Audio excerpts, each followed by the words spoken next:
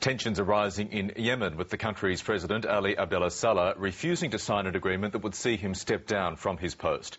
The standoff is causing increasing anger across the country, with fierce fighting between protesters and government troops.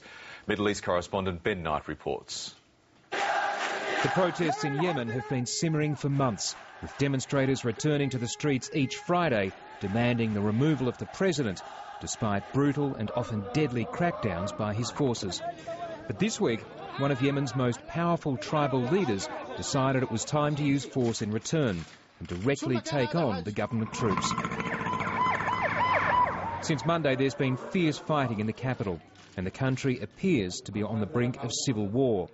The Yemeni government spokesman says dozens of people were killed overnight in fighting, including 28 who died after an explosion at a weapons dump.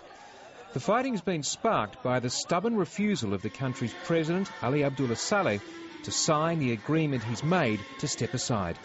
Yesterday, he was all set to do it, but for the third time, he changed his mind when the time came.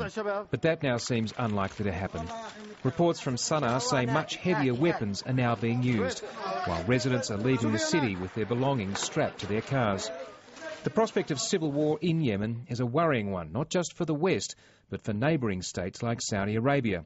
Yemen is already fractured as a nation and is a base for al-Qaeda's most dangerous offshoot, al-Qaeda in the Arabian Peninsula.